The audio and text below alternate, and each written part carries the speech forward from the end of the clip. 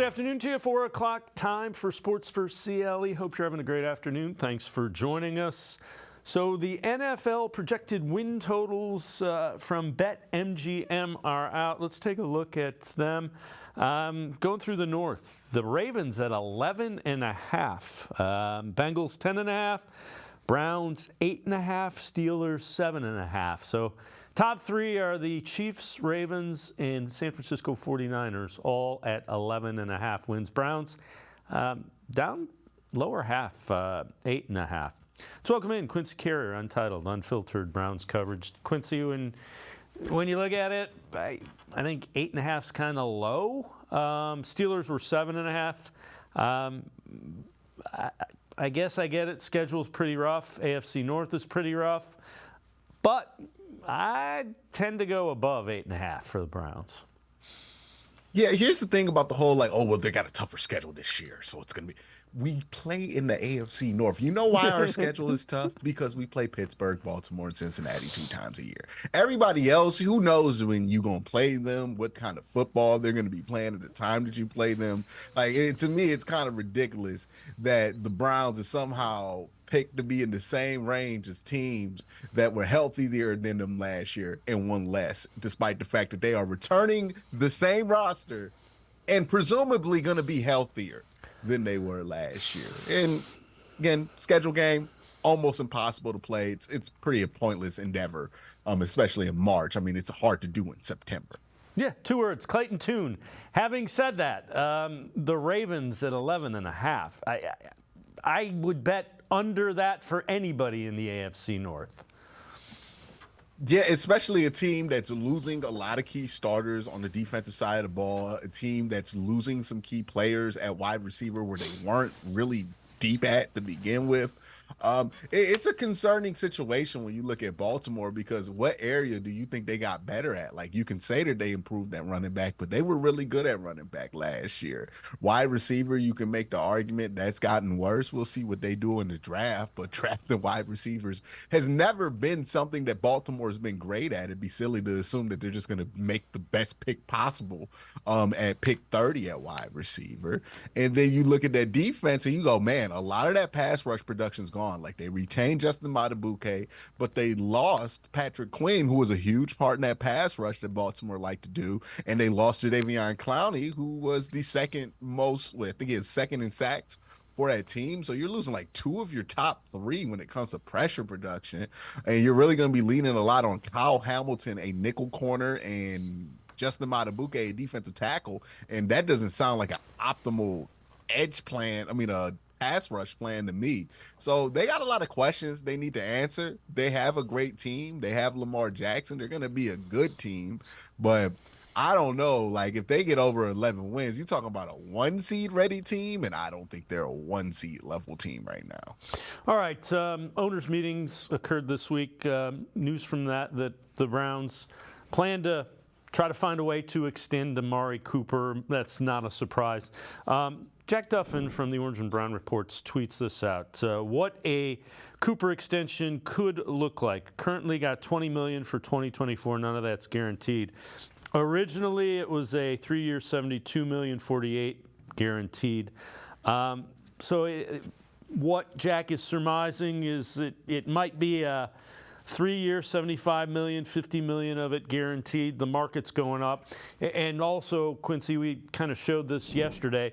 You got Justin Jefferson, you got Jamar Chase, you got Godwin, you got Mike Williams if he's healthy. There are a number of guys who are going to push up the higher side of that free agent market, and I don't think the Browns let it get to that. So you give them a little bit, but you don't get to that upper end. So that $25 million might be what they do.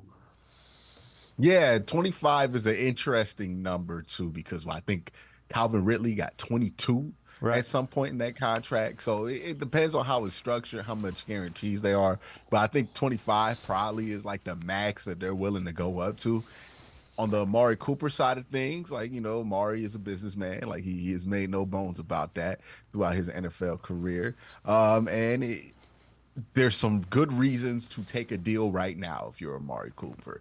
There's also some good reasons to wait because you might be able to get 27, but the range on his contracts, right? Like he could have a great year this year and get 26, 27 somewhere, and he could have a bad year this year and be down to like 20 somewhere. So I think the range is wide enough to where it would make sense for him to split the difference and take 25.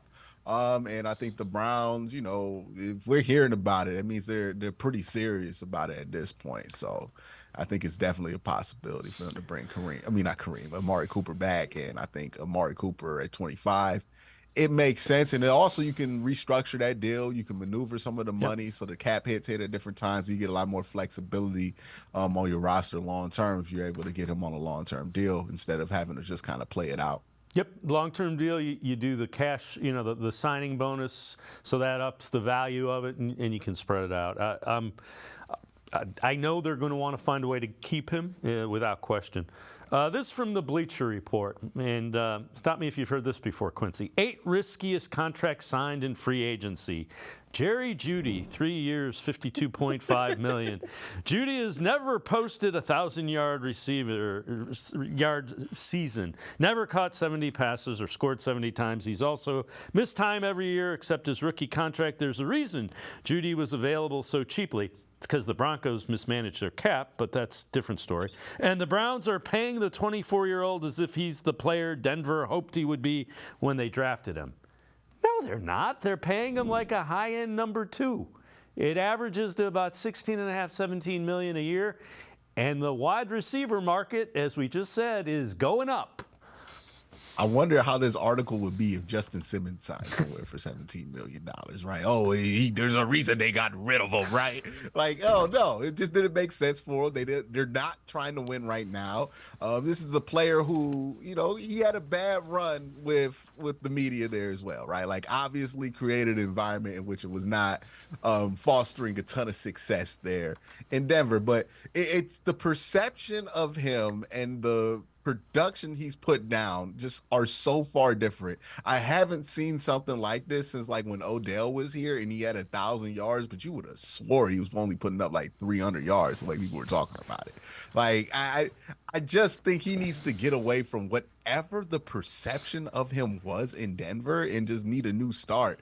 And people just seem just bent on making sure that that he didn't live up to his draft potential, but that's not what the Browns signed. The Browns didn't sign at the same level that the best wide receiver in that draft class went for. Michael Pittman got more money than him.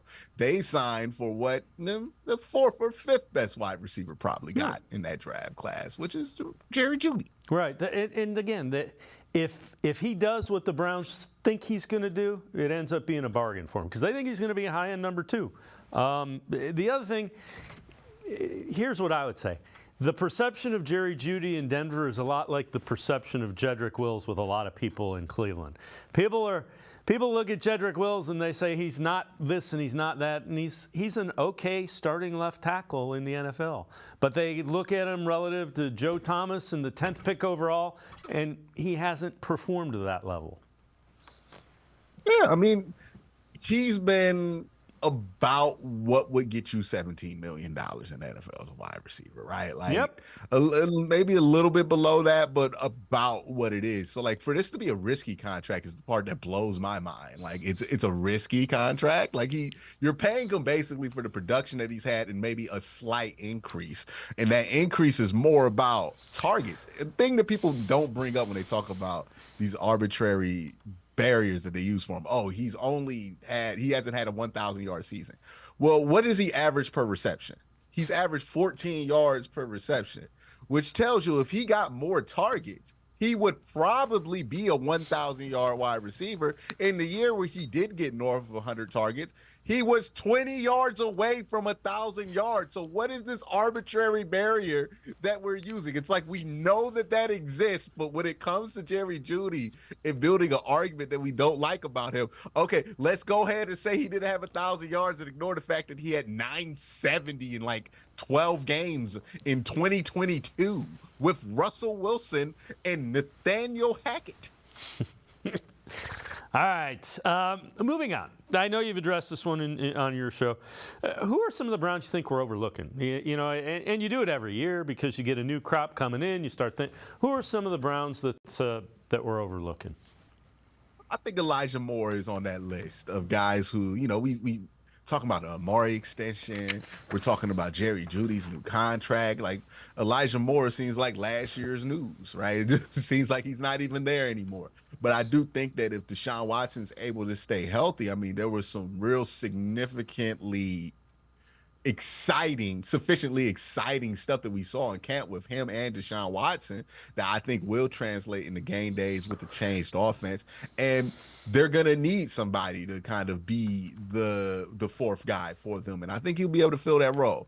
I don't expect him to have more receiving yards or anything than he had last year, maybe slightly more.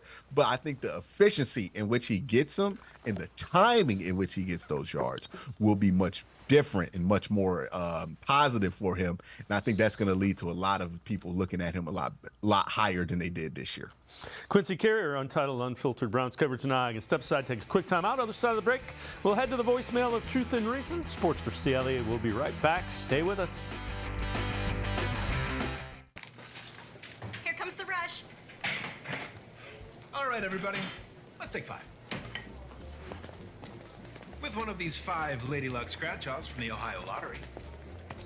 Like the $10 Lady Luck 50X. It's got prizes all the way up to $500 grand, so you can really clean up. The Lady Luck family of scratch-offs is the Ohio Lottery's first ever, with 5 price points from $1 to 20. They're an easy way to cook up some fun.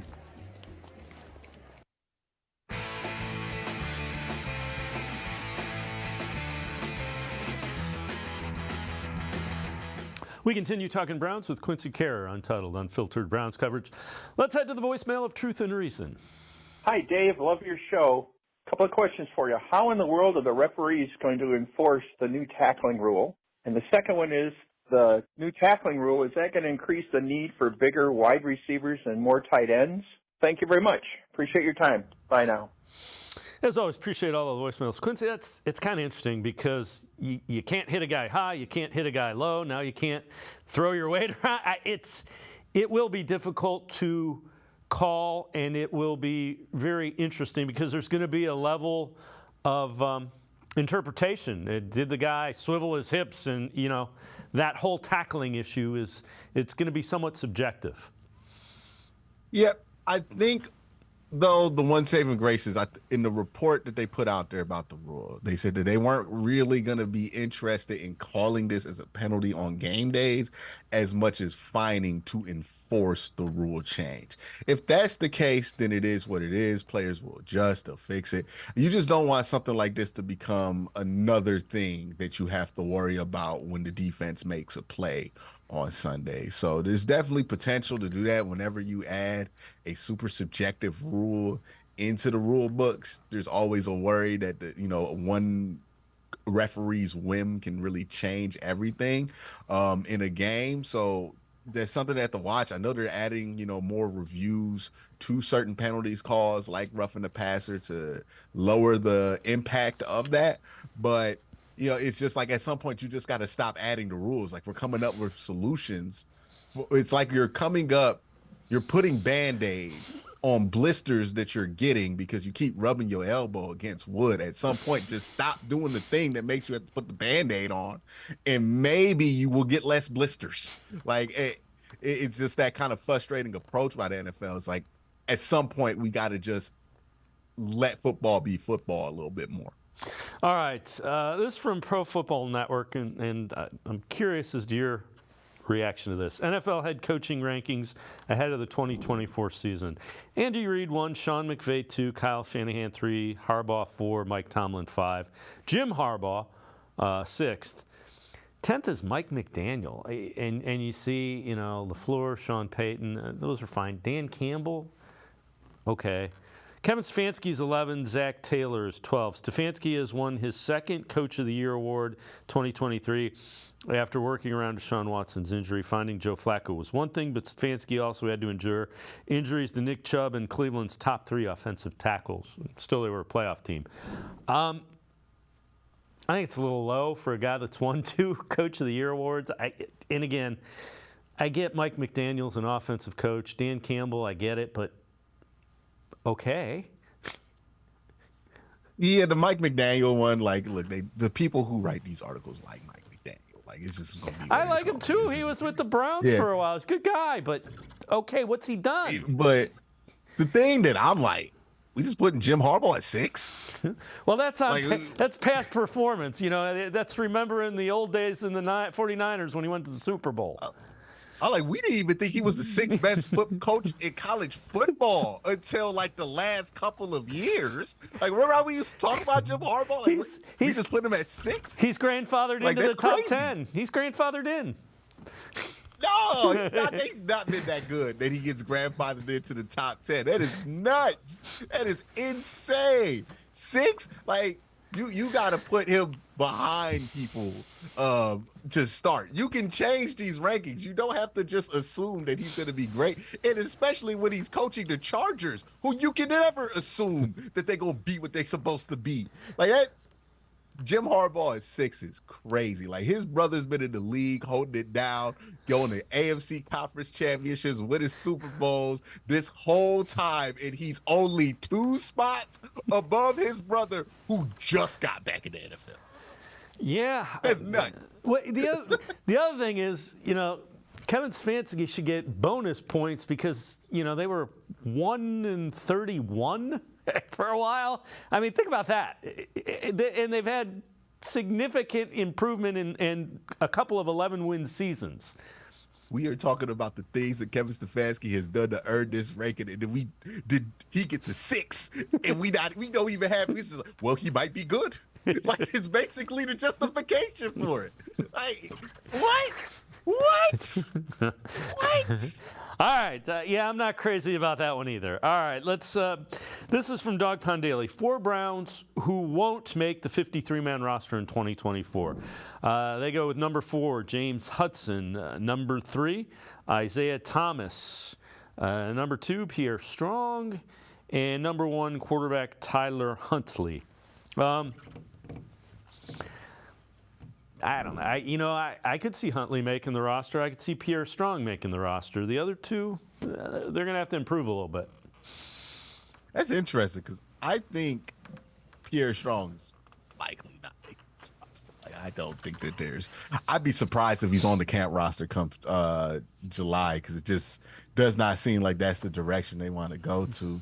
It's so hard to tell before the draft, too, because, like, they have 5 draft picks right now. They might trade back and get 7 or 8 for next year. They might have less than 5 selections this year, and it really does depend on where the board lands, on what position that they get.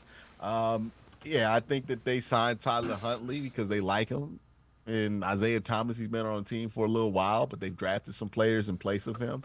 Pierre Strong, it seems like, they got Naheem Hines, who can easily replace his role. They really do still believe in Jerome Ford.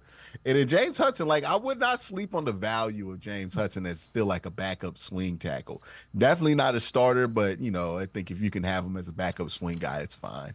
All right, before we go to break, and again, you've addressed this on your show, what questions do you think the Browns can answer in 2024? I think the big one is how far do they go and how good does Deshaun Watson really need to be for this team to go where they want to go, right? Like, that's one of those questions I don't think we've asked because I think we've all had this assumption, well, he needs to be top 10 in order for the Browns to get to Super Bowl competition, but he wasn't top 10 last year, and you can argue after that Baltimore game, we felt like they were in Super Bowl competition. So it's really going to be interesting to see how much that shifts because right now people are down on his ability to be that. But what happens if he doesn't even need to be a top 10 quarterback to do that? Because the numbers would suggest that the Browns did not need top 10 quarterback play last year. They just needed stable quarterback play last year to be a Super Bowl contender. But unfortunately, you had a ton of injuries. Yeah, and I've said this all along. He needs to be a guy that is able to take the ball in the fourth quarter and make the play. The Ravens game, and I know it's the Ravens, but just make the plays late in the game that help you win. That's what a franchise quarterback is. That's what he did. That's why everybody felt like, they're heading in the right direction. Yeah, like the big number overall stat. Like, I think people get so caught up with that, but like the Browns don't need somebody to throw for 300 yards a game in order to win football games. They won a game with DTR where he threw the ball 40 times and got like 112 yards in a football game. They're so good defensively that it doesn't take much for them to win a game on the offensive end. Now, that being said, you don't want to struggle. You know, Deshaun, you want him to be above 200 yards a game, obviously. But the question is like, if he is just Deshaun Watson in the moments where it matters that he's Deshaun Watson, but he's not putting up crazy numbers, does it actually matter? And I don't think it does. Like, I don't think this is a team that's asking Deshaun Watson to carry them. I think this is a team that's asking Deshaun Watson to come up in some big moments. And if he can do that, I think they're going to be fine. Yep, I would agree wholeheartedly.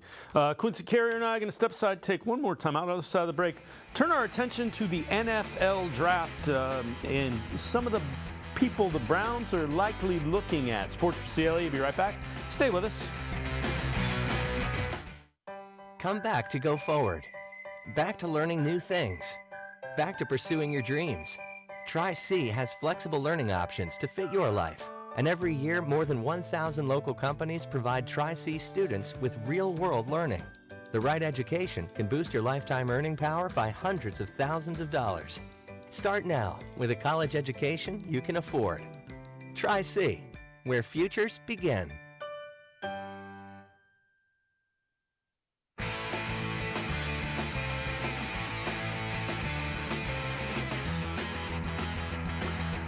We continue talking Browns with Quincy Carrier from Untitled Unfiltered Browns coverage. So this is Matt Miller, the new ESPN draft analyst. His 7-round mock draft, ESPN.com. We're going to take a look at a couple of the Browns picks. Second round pick 54, he has T'Vondre Sweat, defensive tackle from Texas. Adding a space-eating DT for Jim Schwartz's scheme may not seem like a need, but my goodness, this would cause problems for offenses. How do you give Myles Garrett double-team attention with a 366-pound Outland Award winner at nose tackle crashing in the pocket? And then in the third round, pick 85, Trey Benson, running back from Florida State. Cleveland has to find a reliable runner behind Nick Chubb, who's coming off a leg injury. Benson has power at 216 pounds, great burst, very good receiving traits out of the backfield. Quincy, I like both those guys. What are your thoughts on Sweat and Benson? Man, I don't even know if Sweat's going to be around at 54. Part of me doesn't think he will be. Yeah, my issue with T'Vondre Sweat is you've had Siaki Ika on this roster for a year, and you haven't found a way for him to be active on game days. Now, if you think if T'Vondre Sweat is a better version of Siaki Ika, I would agree with you. But the issue is they don't really have anywhere to put somebody like that. If they did, Siaki Ika would have at least been active on game days.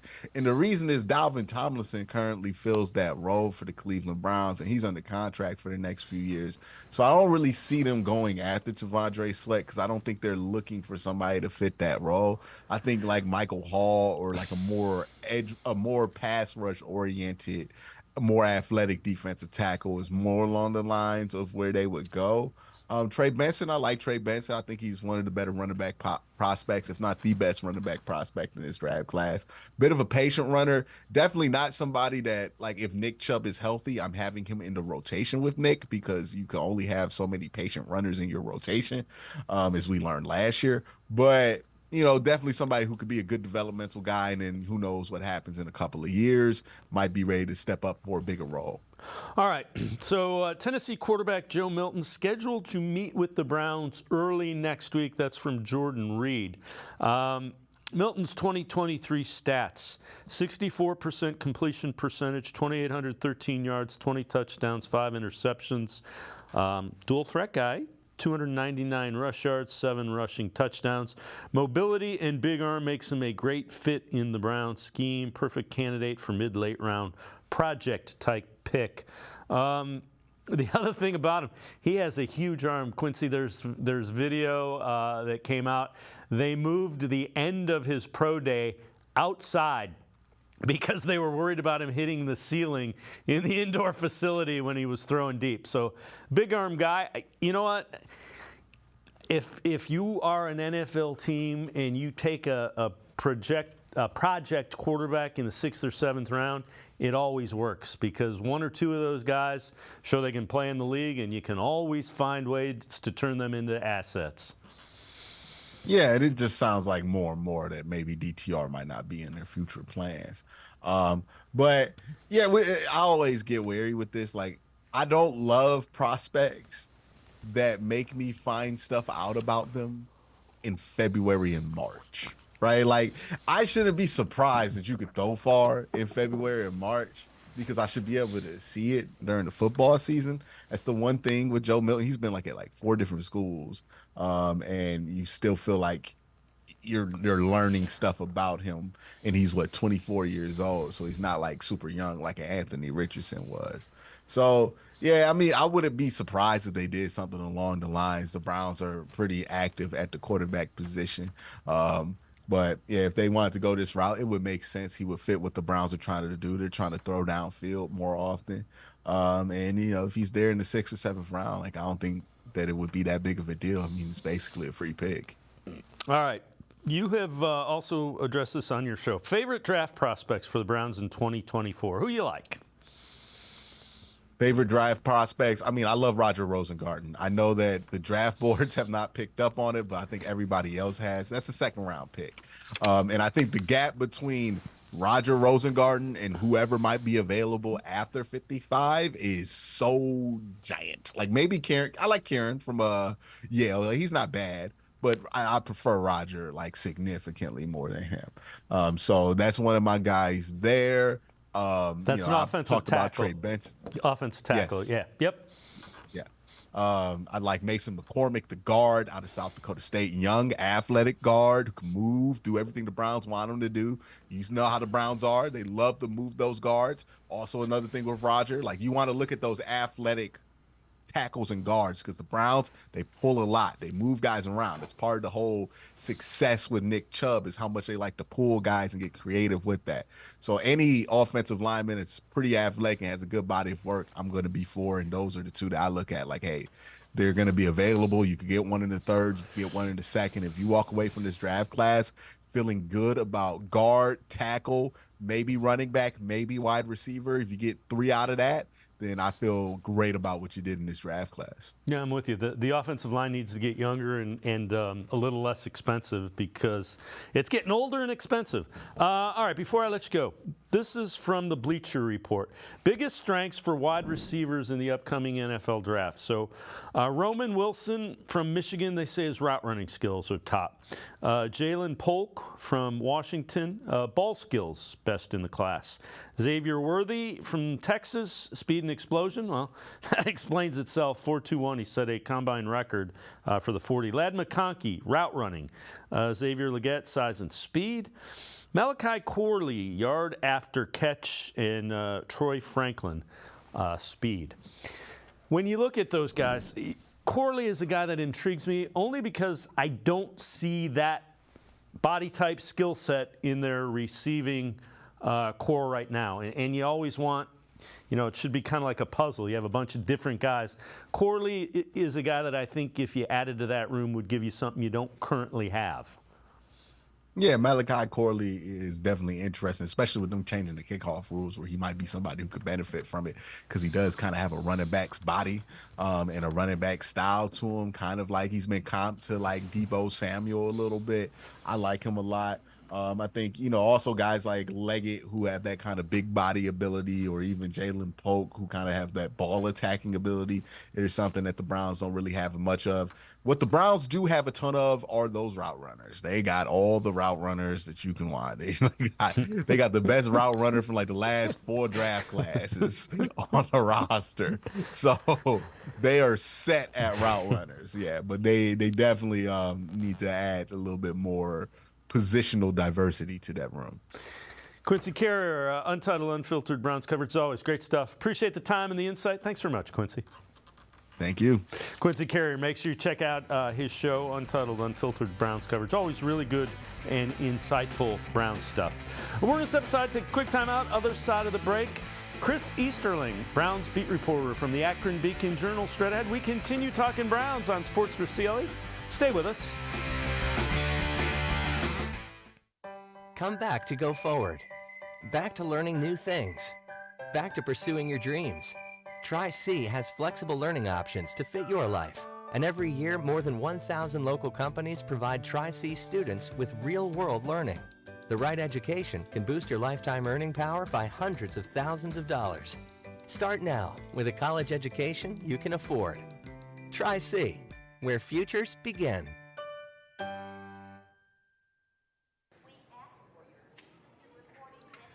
All right, everybody. Let's take 5. With one of these 5 Lady Luck scratch-offs from the Ohio Lottery. Like the $5 25X. It's a nice way to nab up to 150 grand. The Lady Luck family of scratch-offs is the Ohio Lottery's first ever, with 5 price points from $1 to $20. They're an easy way to break into some fun.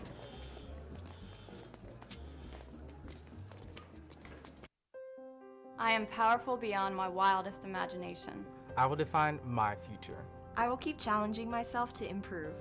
Because I am a future leader of this great nation. I will be responsible for raising a beautiful family. And educating not only my generation, but many more to come.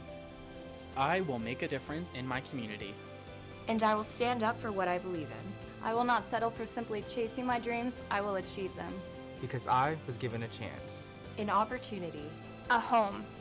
At Family, Career, and Community Leaders of America.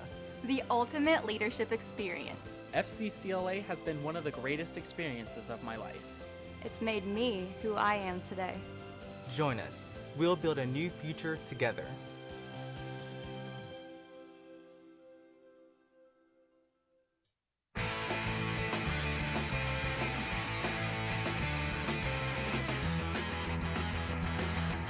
We continue talking Browns on Sports4CLE. Let's head back to the voicemail of Truth and Reason. You know, I think it's about time to end the controversy when it comes to where the new stadium should go. Ideally, yes, it'd be nice to keep it by the lakefront, keep that history there. But to do that, the Browns would need to take more land. They would have to have like possibly Berkeley Front Airport area and also the Port Authority. It sounds like the political system in Cleveland just isn't ready to do that. So stop wasting the time. Let's move forward with the Brook Park plans. Not only does it allow us to have that land, but it has us to build a palace and a whole beautiful sports complex probably, but it's also more accessible. You got 71 and 480 right there. You have 257 that runs right up to that as well. And not only that, you have Amtrak station essentially across the street. On the other side of the property, you have the RTA Rapid Transit station. Let's break ground tomorrow. Let's get this announced. Let's get the shovels in the dirt so that way we can open that stadium and have the inaugural season be 2029, which is the 30th anniversary of the Browns returning to the NFL. Go Browns. As always, appreciate all of the voicemails. Let's welcome Chris Easterling, Browns beat reporter from the Akron Beacon-Journal. Chris, there's a lot of sides to that. I think two things. A dome stadium makes a lot of sense. And the other thing is, if you're the city of Cleveland, lakefront property, look at what other Midwestern cities have done on their waterfront. And it's only 8 to 10 events there. If it's a football stadium, it needs to be in use more. And those are the two things that come to mind with me. No, I mean, how long? I mean, you've been in this town for a long time. I'm born and raised in Northeast Ohio for 40 plus years. How long have we talked about lakefront development in general with Cleveland? I mean, it's behind cities like Chicago. Yep. Heck, you even look at Pittsburgh, look what they did at the North Shore, where they built Heinz Field or whatever it's called now, and PNC Park and everything like that. It's very much, they're behind in that. So why not go? And in talking to Jimmy Haslam and Dee Haslam this week at the owners meetings, I think that's where their heart is. You can just hear in their answers and their tone that, yeah, they're not writing off renovating the, Cleveland Brown Stadium, but I think they've sort of seen in other cities, talking to other owners, what they can do with a new dome stadium, and I think they are very much in the boat of let's do this for here because we, like you say, you could do so much more than 10 to 15 events, which is what they're doing right now at Cleveland Brown Stadium. All right, you mentioned you were at the owners' meeting. Let's talk about some of the topics, and I know you've written on these, so I want you to take us through the articles that you've written for the Akron Beacon Journal. Nick Chubb's return from injury. What is your sense, the thinking from the Browns on that aspect? Well, Andrew Berry said specifically he wants to be cautious. He's trying to be cautious in being, in giving out a timetable and giving false hope for, oh yeah, he'll be ready for this date or that date, whether it's start training camp, into training camp, regular season, what have you. So, right now Nick's still working on really building up the quad and everything as he recovers from it. So he said give him 3 months. I think that was what, he kind of wants a 3-month window to kind of see where he is there. And I think then they'll probably be able to give you a more closer to the actual date, I guess, time frame for when you could actually potentially see Nick Chubb back on the field. But the question is, what Nick Chubb are you going to see on the field? And, I think there are, if anybody could come back from what Nick Chubb endured, it's Nick Chubb. But at the same time, 2 major knee injuries, that's knee surgeries, that's not easy. So, I think they have to temper some of the expectations, but at the same time, I think they're pleased with where he's going. They want to take their time because they want, when he comes back, they want that need. They don't want any setbacks to this recovery because how much Nick Chubb means to them and how much he means to this offense. Yeah, it makes sense. They want to take it. They want him to come back when he's completely ready, and they don't want to rush him. What about Jimmy Haslam relative to what he expects, what the front office expects from Deshaun Watson? Take us through that article that you wrote as well. I think the expectation is Deshaun is going to be ready for ready for the fall. Ready for the season. I mean, they've given no indication that they really believe that this thing is going to be extending into the season. I mean, even though they did go out, they signed Jameis Winston, and they did sign Tyler Huntley to add to the quarterback room along with Dorian Thompson-Robinson, but they've said all the right things in terms of where Deshaun is, in terms of his progress.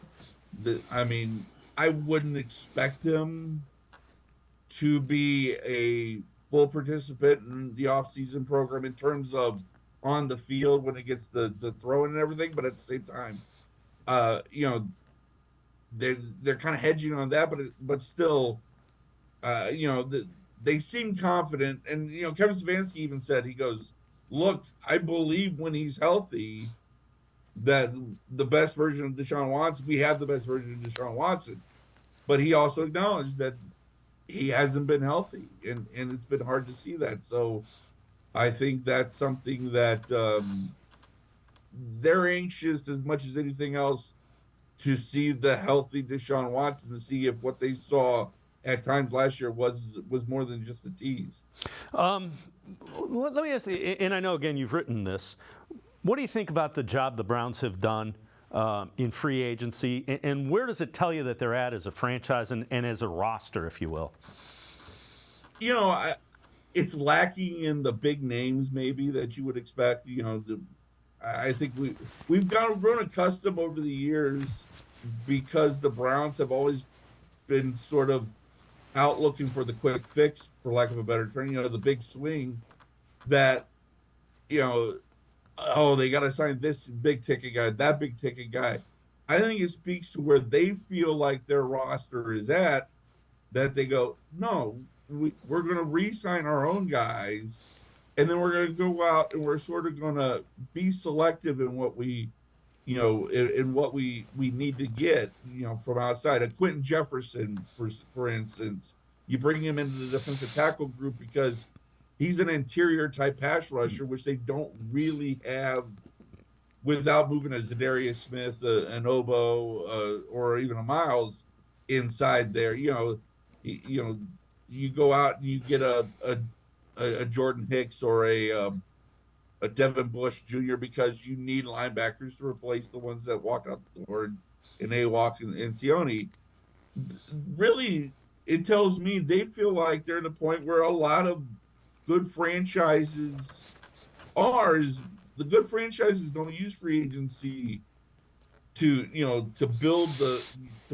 make the dish, to use like a chef's analogy. It's more the seasoning, it's more the the extras you add to it. So I think to that end, it speaks to me that they like their roster, they like what they saw last year, and they kind of want to run it back, and they want to build off that. Yeah, the other thing it kind of said to me is they liked the culture. They don't want to change that dynamic. They liked the dynamic they had in the locker room. That's why you bring back Hurst and Harris and Zadarius, and you kind of only add a few pieces because you want that same fight that they had. Right, and you look at beyond just who they brought back, you just look going to the Greenbrier, to start training camp. There's just a lot of little things beyond just the roster construction, and that points to they saw success last year with this process.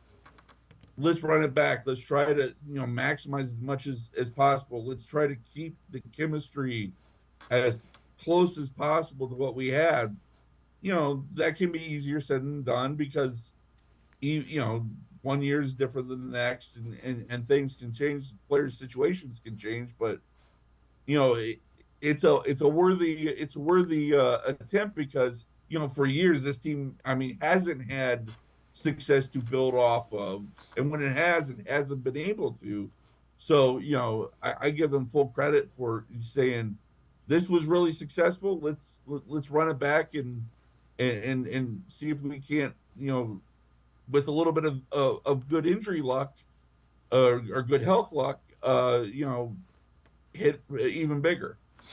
Chris Easterling, Browns beat reporter for the Akron Beacon-Journal, and I are going to step aside, take a quick timeout. Other side of the break, talk a little bit about the extensions of Andrew Berry and Kevin Stefanski, plus the addition of Mike Vrabel. Sports4CLE, we'll be right back. Stay with us. The Ohio Lottery Partners in Education program is dedicated to recognizing exceptional students, teachers, and schools throughout Ohio. Scan the QR code on screen to nominate students and teachers as Academic All-Stars and Teachers of the Month. They must be currently enrolled or teach in grades K through 12. Is your K through 12 school developing students' literacy skills to achieve success in reading? If so, you can nominate your school for the School of the Year. Students can win $100, teachers can win $500, and schools can win $2,500. Scan the QR code, fill out the forms, and nominate deserving students, teachers, and schools today. The Ohio Lottery Partners in Education program takes pride in honoring exceptional students, teachers, and schools across Ohio. Submit your nomination today. It's fun, fast, and free.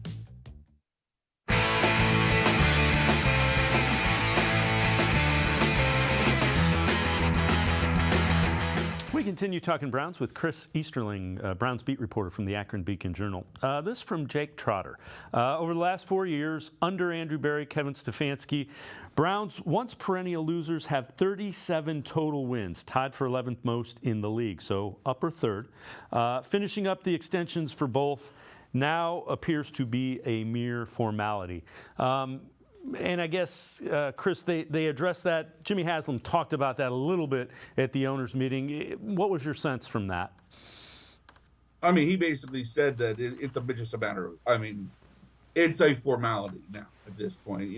They are, he said everything but they're getting extensions in X number of days. The term he uses, we're close, but, everything, it sounds like it's basically a done deal. It's probably just, lawyers and agents going over with it and make sure the I's are dotted, the T's are crossed, and But I would expect it sometime in the next week, if not sometime. But they start.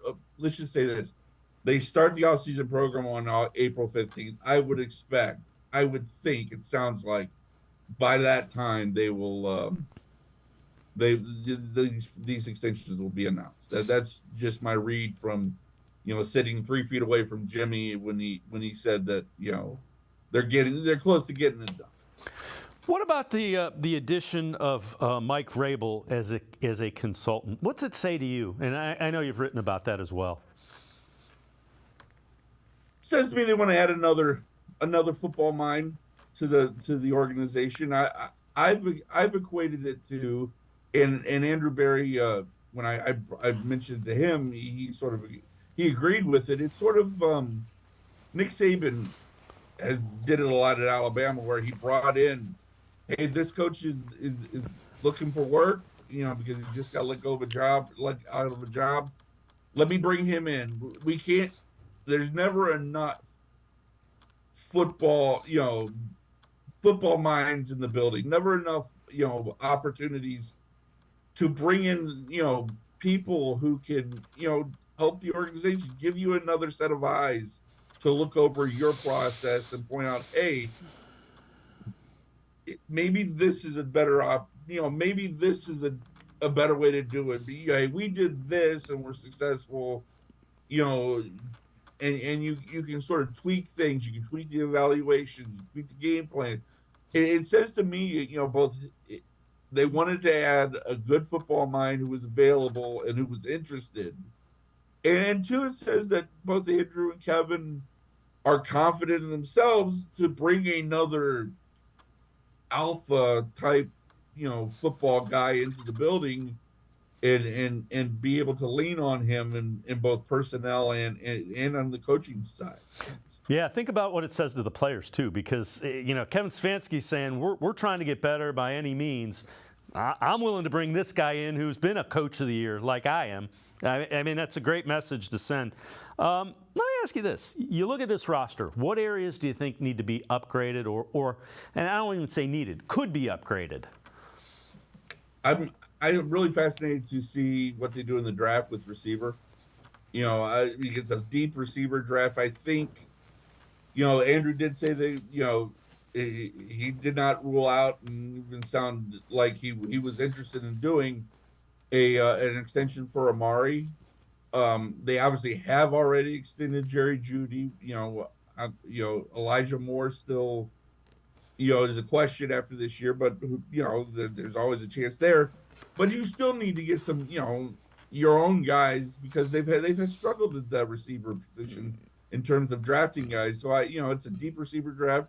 I wouldn't mind seeing them draft another young receiver of their own that they have under rookie on a rookie contract, just to help with the cap.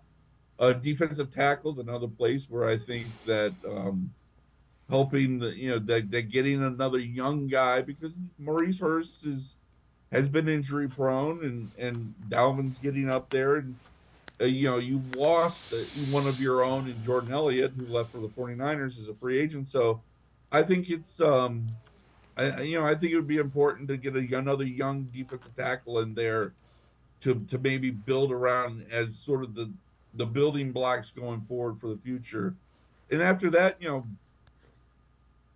offensive line's always, it never hurts to add to the offensive line room, because Lord knows we saw it last year what happened with the in that room with with the injuries and everything. So that would be a spot where I would also think that they'd look. Chris Easterling, great stuff as always. Appreciate the time and the insight. Thanks very much, Chris. Hey, thanks for having me. Chris Easterling, make sure you check him out. Browns beat reporter, always really good stuff. The Akron Beacon Journal. We're going to step aside, take a quick time out. Other side of the break, Lance Reisland with some film breakdown, video analysis of 3 guys the Browns might be looking at number 54. Sports for CLE. We'll be right back. Stay with us. All right, everybody. Let's take 5. With one of these 5 Lady Luck scratch-offs from the Ohio Lottery. Like the $1 Lady Luck 5X, because the pink really pops like my safety vest. Plus, the $1,000 grand prize really hammers it home for me. And this $2 10X really nails it for me. $2 for a shot at 10 grand? That's rock solid. The Lady Luck family of scratch-offs is the Ohio Lottery's first ever, with 5 price points from $1 to 20. They're built for fun.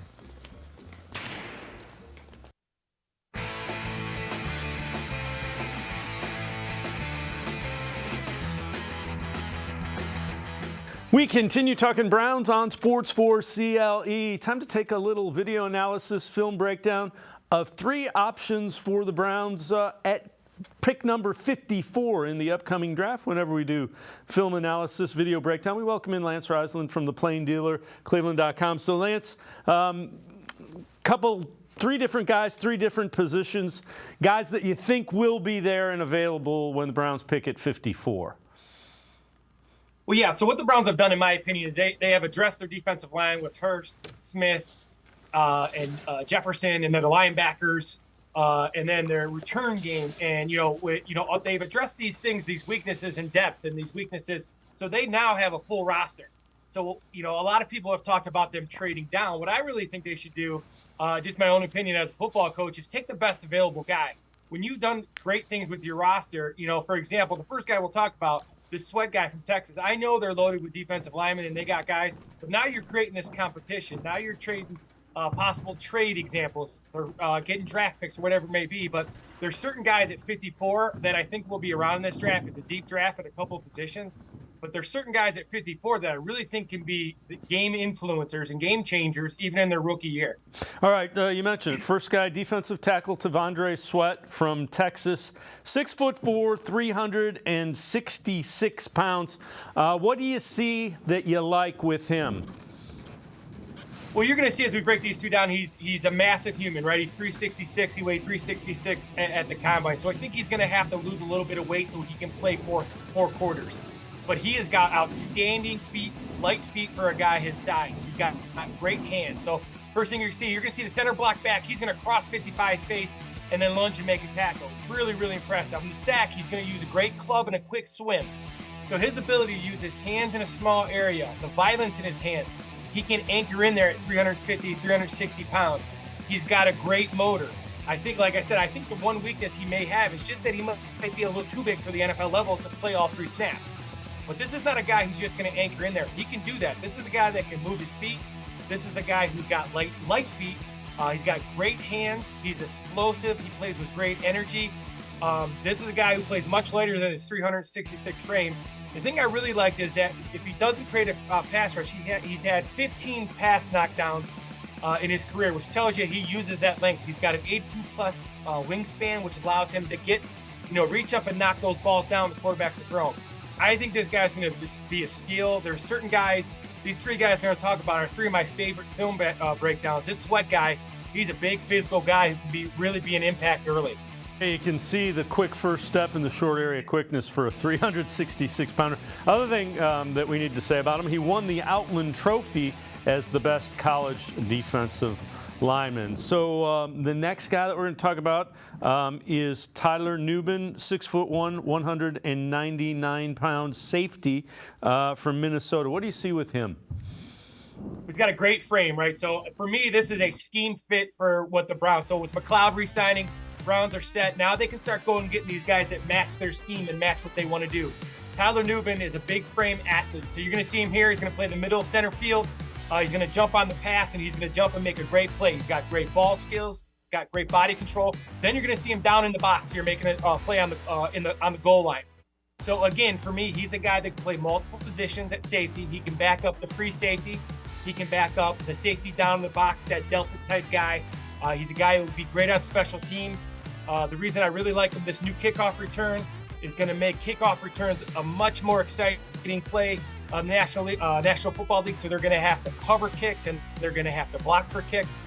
This is a guy who's got great skill. I think he's the best safety, all-around safety, because of his versatility. And if you think about what a safety does in a Jim Schwartz defense, he's got to be able to do a lot of things. He can cover, he can run, he can hit, he's long. He's got a great first step. He only ran a 4.6, but he's got a great first step, and he understands route concepts. Really good football player. Like he is pretty smart, and I see the note, you think he can tackle in space. Well, that's huge in a Jim Schwartz system because you get the defensive linemen playing upfield, the linebackers and the safeties better come up and clean things up.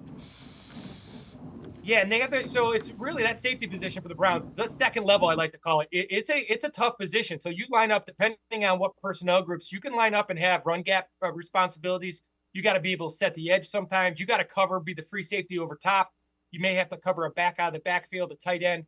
So the versatility, you got to have a lot of smarts. He seems like he's a really smart football player.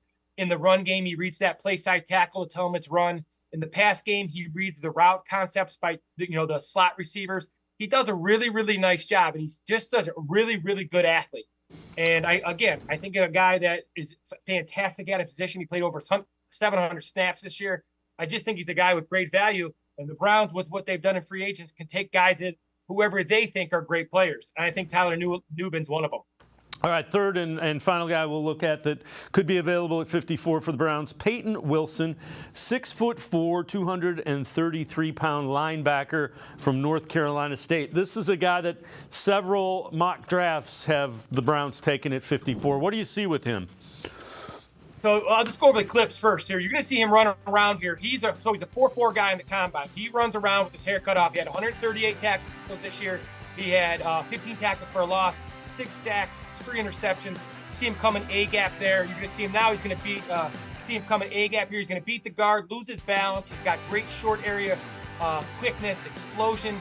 He can run. So he's legit 4.4 at the combine. That means he's fast. Now you're going to see him beat the guard on a guard counter tackle.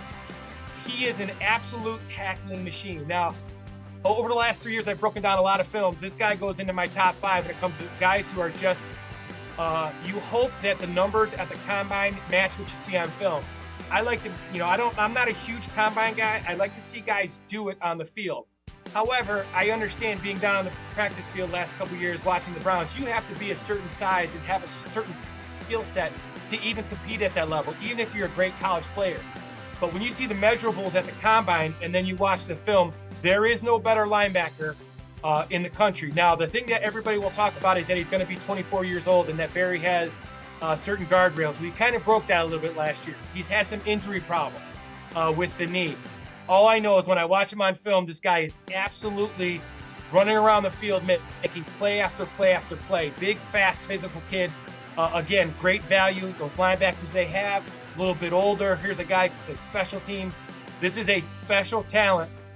Him and Ivan Pace have been my 2 favorite breakdowns that I've done in the last 3 years. Absolute football player. Love watching this guy play. Just a machine. So you think about the speed and the athleticism with Wilson. Can you imagine pairing that with Jeremiah Owusu-Koramoah in Jim Schwartz's system?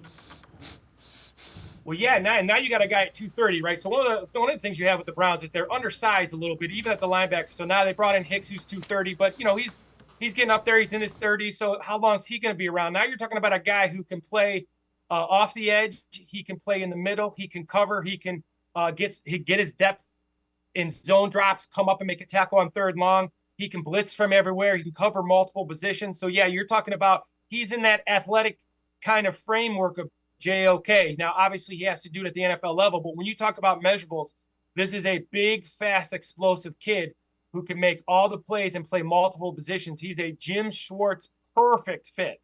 There is no better fit for Jim Schwartz than Peyton Wilson. He's an incredible football player.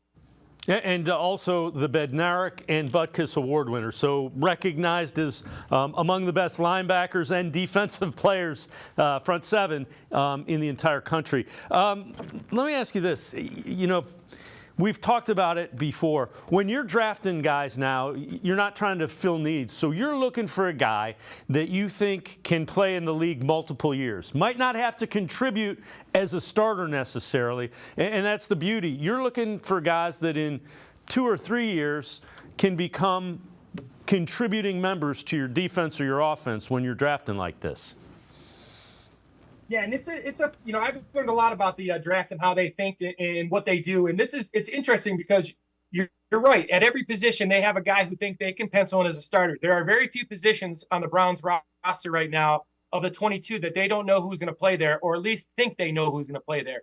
So now you got to take guys with great upside.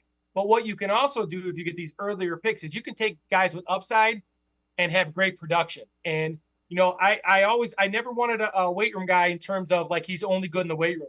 The guys like Peyton Willis, these guys, their weight room stuff, their combine stuff matches their film. So not only are they physically gifted to be able to play at the NFL level, but they've produced at a high level at the college level. And that's so important to me because you want guys who, they're football players, but at the NFL level, they have to be football players and they have to have a certain size so they can last.